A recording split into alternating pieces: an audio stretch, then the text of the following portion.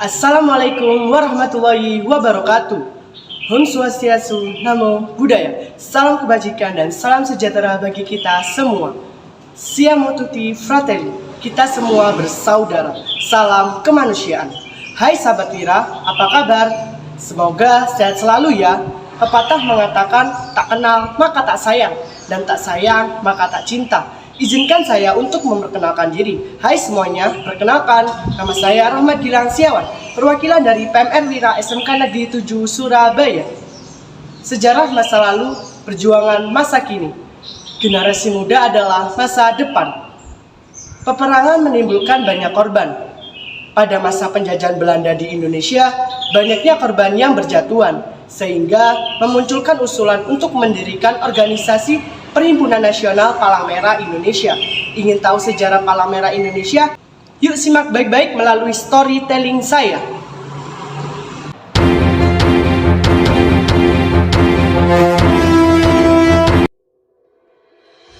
Dimulai pada tanggal 21 Oktober 1873, pemerintah kolonial Belanda mendirikan sebuah organisasi Palang Merah di Indonesia, yang pada saat itu bernama NIRK, Het Nederland Indisch Rotskruis, yang selanjutnya berganti nama menjadi NERKAI, Nederland Rotskruis Afdeling Indi. Lalu pada tahun 1932, semangat Dr. Ejal Senduk dan Dr. Badedion mengusulkan untuk mendirikan sebuah organisasi Perhimpunan Nasional Palang Merah Indonesia pada pemerintah kolonial Belanda. Usulan mendirikan Perhimpunan Palang Merah Indonesia oleh Dr. Ejal Senduk dan Dr. Badedion mendapat sambutan. Pada saat sidang konferensi NERKAI yang berlangsung pada tahun 1940, usulan tersebut dibahas. Namun sayangnya usulan itu ditolak oleh pemerintah kolonial Belanda karena menganggap rakyat Indonesia belum mampu mengatur organisasi Palang Merahnya sendiri. Membentuk Perhimpunan Palang Merah memerlukan keahlian dan banyak persiapan yang tidak mudah. Meskipun ditolak, cita-cita Dr. Ejal Senduk dan Dr. Badedion tidak surut. Mereka terus mengadakan sosialisasi dan konsolidasi ke berbagai pihak. Setelah Indonesia merdeka, tepatnya pada tanggal 3 September 1945, Presiden Insinyur Soekarno memerintahkan Menteri Kesehatan pertama, Dr. Buntaran Martoatmojo, untuk membentuk Perhimpunan Nasional Palang Merah Indonesia.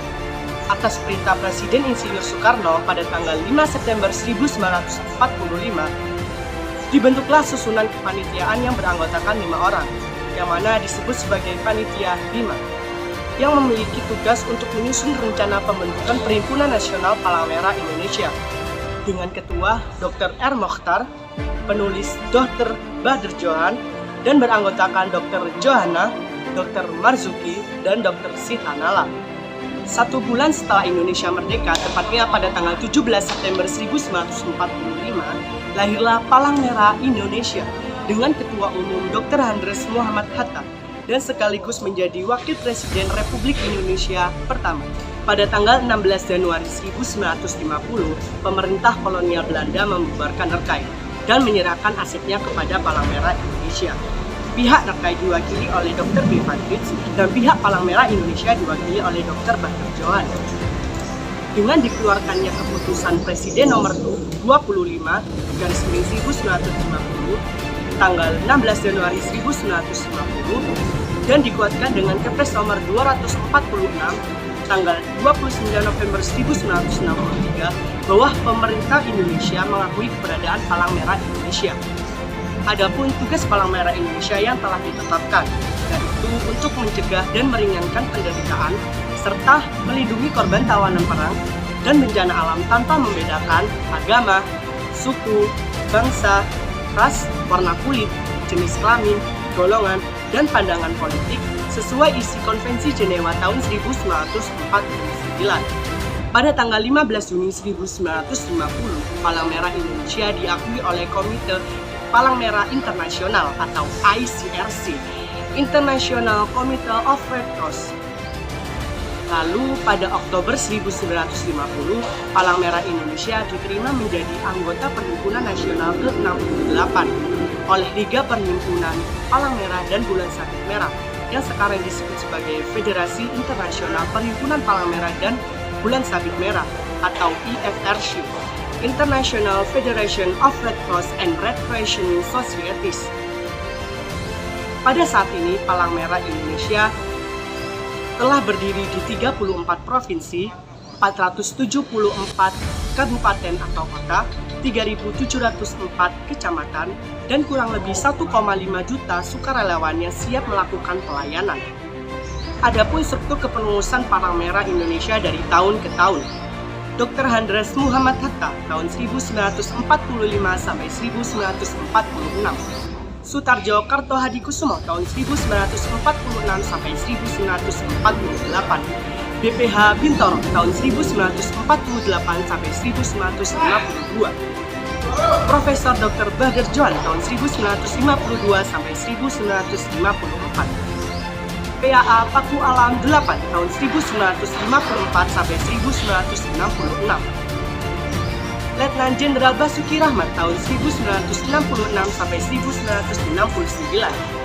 Profesor Dr. Satrio tahun 1970 sampai 1982.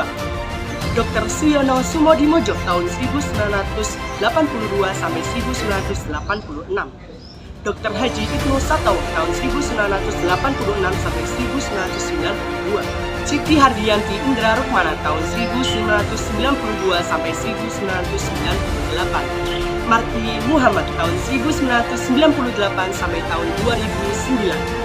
Dan yang terakhir adalah Haji Yusuf Kala tahun 2009 dan sampai sekarang.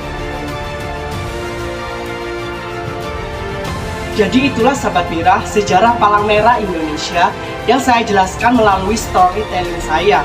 Kalian sudah paham kan? Jadi Palang Merah Indonesia terus menerapkan Tribakti dan 7 prinsip dasar gerakan Palang Merah dan Bulan Sabit Merah. Tribakti PMR: 1. Meningkatkan keterampilan hidup sehat. 2. Berkarya dan berbakti di masyarakat. 3. Mempererat persahabatan nasional dan internasional. 7 prinsip dasar gerakan Palang Merah dan Bulan Sabit Merah. 1. Kemanusiaan. 2. Kesamaan. 3. Kenetralan. 4. Kemandirian. 5. Kesukarelaan. 6. Kesatuan. Dan 7. Kesemestaan. Berikut adalah gambar penerapan Tribakti dan 7 prinsip dasar gerakan Palang Merah dan Bulan Sabit Merah dalam kehidupan sehari-hari.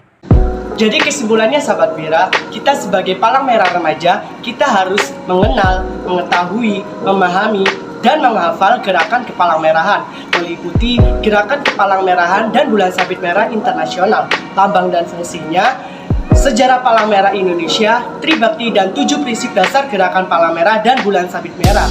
Jadi seperti itu yang bisa saya sampaikan ya Sahabat Mira, kurang lebihnya mohon maaf. Saya Rahmat Gilang Siawan, saya undur diri. Wassalamualaikum warahmatullahi wabarakatuh. Salam kemanusiaan.